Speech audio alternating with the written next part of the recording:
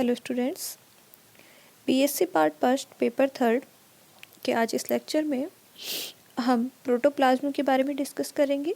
Protoplasm या जीव द्रव्य क्या होता है और क्या इसकी फिजिकल नेचर होती है। सबसे पहले हम प्रोटोप्लाज्म के बारे में जानते हैं। जो जीव द्रव्य है यह प्रत्येक प्राणी के शरीर की कोशिकाओं के अंदर उपस्थित होता है। प्रोटोप्लाज्म अगर हम वर्ड के बारे में बात करें तो यह ग्रीक भाषा से लिया गया शब्द है, जिसमें प्रोटोस का मीनिंग होता है प्रिमिटिव या फर्स्ट, वहीं प्लाज्मा का मीनिंग होता है सब्सटेंस। तो हम कह सकते हैं कि प्रोटोप्लाज्म का मीनिंग है कि जो फर्स्ट सब्सटेंस सेल के अंदर जो प्रेजेंट होता है उसे हम प्रोटोप्लाज्म कहते हैं। प्रोटोप्लाज्म को सबसे पहले 1772 में कोर्टी नाम के साइंटिस्ट ने ऑब्जर्व किया था। अगर हम प्रोटोप्लाज्म टर्म के बारे में बात करें तो यह शब्द पुरकिंजे के द्वारा दिया गया था। J.E. पुरकिंजे ने 1841 में यह नाम दिया था। इसी के साथ में प्रोटोप्लाज्म को J.E. हक्सले ने 1856 में as a physical basis of life, जीवन के भौतिक आधार के रूप में परिभाषित किया। 1892 में ओ हर्टविग साइंटिस्ट ने प्रोटोप्लाज्म थ्योरी प्रपोज की थी, जिसे हम अपने लास्ट लेक्चर के अंदर डिस्कस कर चुके हैं। अब हम बात करते हैं प्रोटोप्लाज्म या जीव द्रव्य के फिजिकल नेचर के बारे में, उसके भौतिक गुण के बारे में। अगर हम अपीयरेंस की बात करें तो जो प्रोटोप्लाज्म है यह कैसा होता है, ऑप्टिकली होमोजीनस होता है, इलास्टिक, कलरलेस यह होता है, जेली लाइक सब्सटेंस है, जेल के जैसा होता है, और यह जो प्रोटोप्लाज्म होता है सेमी ट्रांसपेरेंट से लेकर के ट्रांसपेरेंट हो सकता है। साथ ही साथ जो प्रोटोप्लाज्म है यह एक तरह का सेमी विस्कस क्या होता है, सब्सटेंस होता है। तो यह इसके फिजिकल अपीयरेंस के बारे में बात थी। अब हम देखते हैं नेक्स्ट जो स्पेसिफिक कैरेक्टर प्रोटोप्लाज्म में का होता है वह है कि यह एक कोलोइडल सॉल्यूशन है, जिसमें सोल और जो जेल प्रावस्थाएं हैं ये आपस में परिवर्तित होती रहती है। साथ ही साथ अगर प्रोटोप्लाज्म में वैक्यूल्स प्रेजेंट हैं तो इस तरह का प्रोटोप्लाज्म हमें ग्रैन्युलर दिखाई देता है। अगर हम स्टिमुलेशन के अगेंस्ट में प्रोटोप्लाज्म के रेस्पॉन्स को अगर हम देखें तो protoplasm electric shock, heat, cold और केमिकल्स के अगेंस्ट में रेस्पॉन्स अपना शो करता है। प्रोटोप्लाज्म के अंदर बहुत सारे सोल्युबल मटेरियल्स जैसे साल्ट, शुगर और मिनरल्स क्या होते हैं, सस्पेंडेड रहते हैं। ये जो मॉलिक्यूल्स हैं यह आयन के फॉर्म में सस्पेंडेड रहते हैं प्रोटोप्लाज्म के अंदर। अब हम बात करते हैं जो प्रोटोप्लाज्म है इसके बारे में, इसकी प्रकृति के बारे में, इसके नेचर के बारे में कुछ थ्योरीज प्रचलित हैं, जिसमें से एक थ्योरी कहती है कि जो प्रोटोप्लाज्म है वह कैसा होता है, कोलोइडल टाइप का होता है, जो एक कोलोइडल स्ट्रक्चर है। यह थ्योरी फिशर और हार्डे ने दी थी। इस थ्योरी के अकॉर्डिंग जो प्रोटोप्लाज्म है वह बहुत सारे सोल्यूबल और इनसोल्यूबल सब्सटेंस से मिलकर के बना हुआ होता है, जो कि इसे होमोजीनस या हेट्रोजीनस अपीयरेंस देते हैं। ये जो पार्टिकल्स होते हैं प्रोटोप्लाज्म के अंदर, जो सस्पेंडेड पार्टिकल्स होते हैं, यही इसके कोलोइडल नेचर के लिए रेस्पॉन्सिबल रहते हैं। अगर हम अदर थ्योरीज की बात करें जो कि प्रोटोप्लाज्म के नेचर के बारे में दी गई है, तो उन थ्योरीज के अकॉर्डिंग कुछ थ्योरीज कहती हैं कि प्रोटोप्लाज्म ग्रैन्युलर होता है, कुछ के अकॉर्डिंग फाइब्रिलर, रेटिकुलर या एल्व्यूलर, इस तरह की थ्योरीज दी गई हैं। ग्रैन्युलर जो थ्योरी है वह उसके अकॉर्डिंग जो प्रोटोप्लाज्म है उसमें बहुत सारे छोटे छोटे कणों से मिलकर के बना हुआ होता है। वहीं फाइब्रिलर या तंतुमय सिद्धांत कहता है कि जो प्रोटोप्लाज्म वह अनेक कोमल धागों सदृश होता है और ये धागे या तंतु मैट्रिक्स के अंदर अंतर्विष्ट होते हैं। वहीं जो रेटिकुलर थ्योरी है, जाली का जो सिद्धांत है, इस सिद्धांत के अनुसार जीव द्रव्य एक सघन जाल के समान दिखाई देता है। एंड सबसे लास्ट जो फिफ्थ थ्योरी है, एल्व्यूलर या कूपी का सिद्धांत, इस सिद्धांत के अनुसार जो जीव द्रव्य है यह एक तरह का इमल्सन है, जिसके अंदर अति सूक्ष्म बूंदें या हम कहें ड्रॉप्स या एल्वियोलाई सब जगह फैली हुई रहती है। अब हम जो फिजिकल जो कोलोइडल नेचर है प्रोटोप्लाज्म की, इसके और जो कैरेक्टरिस्टिक्स हैं उनके बारे में देखते हैं। एक कैरेक्टरिस्टिक्स जो कोलोइडल जो प्रोटोप्लाज्म है उसमें होता है इलास्टिसिटी। अगर हम प्रोटोप्लाज्म को खींचते हैं तो यह रबर की तरह खिंच जाता है और जैसे ही हम इसे छोड़ेंगे तो यह पहले की भांति अपनी पूर्व अवस्था में आ जाता है। इस जो प्रॉपर्टी है इसे हम क्या कहते हैं, इलास्टिसिटी। सेकेंड प्रॉपर्टी है विस्कोसिटी या श्यानता। जब हम किसी लिक्विड को किसी सरफेस पे बहाते हैं तो क्या होता है कि यह जो लिक्विड है ये क्या करेगा, बहाव के प्रति प्रतिरोध प्रदर्शित करता है। इसी तरह जो अगर कोई गाढ़ा द्रव्य अगर हम बहाएंगे तो यह क्या होगा, ज़्यादा विस्कस होगा। वहीं जो पतला द्रव्य अगर हम कोई बहाते हैं तो वह कैसा होगा, कम विस्कस होगा। तो जो प्रोटोप्लाज्म है यह क्या करता है, विस्कोसिटी शो करता है।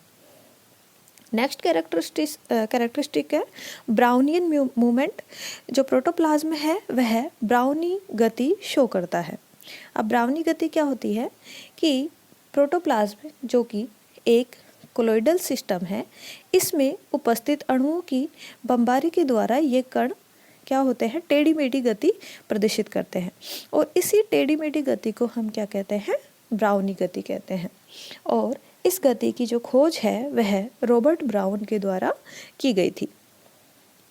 अगर हम प्रोटोप्लाज्म की बात करें तो प्रोटोप्लाज्म के अंदर हमें बहुत प्रोटोप्लाज्म के अंदर जो मॉलिक्यूल्स हैं इनमें ब्राउनी गति देखने को मिलती है।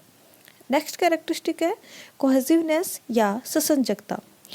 तो प्रोटोप्लाज्म के अंदर उपस्थित जो समान प्रकार के अणु होते हैं इनके मध्य क्या होता है, आकर्षण बल विद्यमान होता है। आकर्षण के इसी गुण को हम क्या कहते हैं, ससंजकता या कोहेसिवनेस कहते हैं।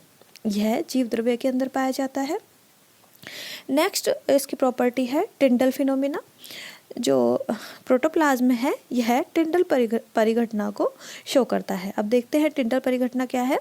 कोलोइडल जो तंत्र है इसके जो प्रोटोप्लाज्म है इसके अंदर उपस्थित जो कण हैं इनके द्वारा क्या होता है, जो आवर्तित प्रकाश है उसको, जो लाइट है इसको ये क्या करते हैं, विवर्तन करते हैं या प्रकीर्णन करते हैं, डिफ्रैक्शन या स्कैटरिंग ये शो करते हैं। जो जीव द्रव्य के अंदर उपस्थित जो कण होते हैं जब हम इन पे प्रकाश डालेंगे तो ये क्या करेंगे, उस प्रकाश को या तो विवर्तित कर देंगे, रिटर्न कर देंगे या उसको फैला देंगे, स्कैटरिंग कर देंगे। इस प्रकार इस प्रभाव को हम क्या कहते हैं, टिंडल प्रभाव, टिंडल परिघटना कहते हैं। नेक्स्ट प्रॉपर्टी है इलेक्ट्रिकल प्रॉपर्टी। तो जो प्रोटोप्लाज्म होते हैं अगर हम इनकी इलेक्ट्रिकल प्रॉपर्टी के बारे में बात करें तो ये इलेक्ट्रिकली क्या होंगे, न्यूट्रल होते हैं। इसके अलावा जो प्रोटोप्लाज्म होता है यह कैसा होता है, क्षारीय, यानी इसका जो पीएच होता है वह क्या होगा, ज़्यादा होगा अथवा ये उदासीन होते हैं। विरल रूप से यह अम्लीय भी हो सकता है। अब देखते हैं हम प्रोटोप्लाज्म या जीव द्रव्य की जो गतियां हैं इनके संबंध में देखते हैं। प्रोटोप्लाज्म के द्वारा 3 तरह की गतियां शो की जाती हैं। Sorry for the inconvenience. हम पढ़ रहे थे प्रोटोप्लाज्म की गतियों के बारे में। तो प्रोटोप्लाज्म 3 तरह की गतियां शो करता है। पहली जो गति है वह है साइक्लोसिस और स्ट्रीमिंग मूवमेंट, जिसके अंदर हम रोटेशन और सर्कुलेशन टाइप की मूवमेंट को देखेंगे। सेकंड है सीलियरी मूवमेंट और थर्ड है अमीबोइक मूवमेंट। तो एक एक करके हम इन गतियों को देखते हैं। सबसे पहला जो मूवमेंट है वह है साइक्लोसिस मूवमेंट या जीव द्रव्य भ्रमण गतियाँ। जीवित जो कोशिकाएं होती हैं इनके जीव द्रव्य में हमें स्ट्रीमिंग अथवा साइक्लोसिस मूवमेंट देखने को मिलता है। यह 2 प्रकार का होता है। एक तो होता है रोटेशन या घूर्णन प्रकार और दूसरा होता है सर्कुलेशन। अब दोनों में डिफरेंस देखते हैं। सबसे पहला जो रोटेशन मूवमेंट है इसके अंदर क्या होता है कि इस प्रकार की गति के अंदर कोशिका का जो पूरा जो प्रोटोप्लाज्म है, जो जीव द्रव्य है, वह एक केंद्रीय जो वैक्यूल होती है, रिक्तिका होती है, उसके चारों ओर लेफ्ट हैंड क्लॉकवाइज और एंटी क्लॉकवाइज मूवमेंट शो करता है, या तो क्लॉकवाइज मूवमेंट शो करेगा या एंटी क्लॉकवाइज। जो पूरी सेल है उसका जो प्रोटोप्लाज्म है वह सिर्फ एक वैक्यूल के चारों ओर क्लॉकवाइज या एंटी क्लॉकवाइज मूवमेंट अगर शो करता है तो इस प्रकार के मूवमेंट को हम कहते हैं रोटेशन मूवमेंट। इस तरह का मूवमेंट हमें वेलिस्नेरिया, हाइड्रिला और कैथिलस की कोशिकाओं में क्लोरोप्लास्ट की गति के रूप में देखने को मिलता है। यहाँ डायग्राम में भी आप देख सकते हैं, ए जो डायग्राम है इसमें सिर्फ एक ही वैक्यूल के चारों तरफ, एक सेल के अंदर एक वैक्यूल है और उसके चारों तरफ जो प्रोटोप्लाज्म है एरो के निशान से उसके मूवमेंट को दिखाया गया है। यह क्लॉकवाइज और एंटी क्लॉकवाइज इस तरह का मूवमेंट शो करता है। नेक्स्ट मूवमेंट है साइक्लोसिस के अंदर ही सर्कुलेशन। सर्कुलेशन के अंदर क्या होता है कि यहाँ पे जो सेल्स होती हैं इनके अंदर जो वैक्यूल्स हैं उनका नंबर एक से ज़्यादा होता है। बहुत सारे सूक्ष्म यहाँ पे वैक्यूल्स देखने को मिलती है, रिक्तिकाएं देखने को मिलती है और इन सभी रिक्तिकाओं के चारों ओर जो प्रोटोप्लाज्म है वह क्लॉकवाइज और एंटी क्लॉकवाइज मूवमेंट शो करता है। अब यहाँ पे एक ही सेल के अंदर आपको दोनों तरह का मूवमेंट देखने को मिल सकता है, क्लॉकवाइज भी मिल सकता है और एंटी क्लॉकवाइज भी मिल सकता है। क्यों? क्योंकि रिक्तिकाओं की संख्या यहाँ पे अधिक है। वहीं जो रोटेशन मूवमेंट है वहाँ पे सिर्फ एक ही तरह का मूवमेंट होगा, या तो क्लॉकवाइज होगा या एंटी क्लॉकवाइज होगा। अब सर्कुलेशन टाइप का जो मूवमेंट है यह हमें इसके एग्जांपल देखते हैं किन में देखने को मिलता है, जैसे ट्रेडेंसिया कैनकोवा के जो पुंकेसर रोम होते हैं तथा ककड़ी के जो स्तंभ रोम होते हैं इनमें हमें इस तरह का मूवमेंट देखने को मिलता है। नेक्स्ट टाइप है मूवमेंट का अमीबोइक मूवमेंट, अमीबीय गति। यह अमीबा के अंदर भी हमें देखने को मिलती है। इस तरह के मूवमेंट में क्या होता है कि जो जीव द्रव्य है इसके द्वारा अनियमित आकार और आकृति के स्यूडोपोडिया का फॉर्मेशन होता है और स्यूडोपोडिया की हेल्प से क्रीपिंग मूवमेंट यहाँ हमें देखने को मिलता है। जैसे अमीबा, स्लाइम मोल्ड्स और अचल जो बीजाणु होते हैं उनमें इस तरह का इस तरह का मूवमेंट होता है। जो स्यूडोपोडिया है उसका जो फॉर्मेशन होता है वह जीव द्रव्य के अंदर जो सोलेशन और जो जेलेशन की जो प्रोसेस होती है उसके कारण अंतःशोषण तथा कुंचन के द्वारा जो स्यूडोपोडिया है उसका फॉर्मेशन होता है। नेक्स्ट मूवमेंट जो प्रोटोप्लाज्म के द्वारा शो किया जाता है वह है सीलियरी मूवमेंट, या सीलिया के द्वारा जो गति शो की जाती है वह यहाँ पे सीलिया अथवा फ्लैजिला की क्रियाशीलता से गति होती है सीलियरी मूवमेंट के अंदर। और कई मुक्त जीवों जैसे क्लेमाइडोमोनास, वोलवॉक्स तथा जूस्पोर्स और गैमेट्स में इस तरह का मूवमेंट सीलिया की हेल्प से मूवमेंट देखने को मिलता है। तो आज के लेक्चर में हमने प्रोटोप्लाज्म के बारे में स्टडी किया। प्रोटोप्लाज्म क्या होता है, साथ ही साथ में प्रोटोप्लाज्म के लिए जो मेन साइंटिस्ट जिनके नेम हमें याद रखने हैं जैसे कोर्टी, पुरकिंजे, हक्सले, हर्टविग, इनके बारे में हमने देखा। साथ ही जो प्रोटोप्लाज्म है उसके फिजिकल नेचर और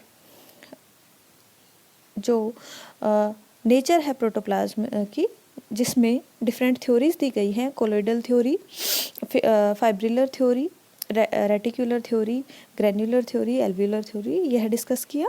साथ ही जो अदर प्रॉपर्टीज़ हैं प्रोटोप्लाज्म की उन्हें डिस्कस किया और प्रोटोप्लाज्म के द्वारा कौन कौन से मूवमेंट साइक्लोसिस, सीलियरी और अमीबोइक मूवमेंट को हमने यहाँ पे डिस्कस किया।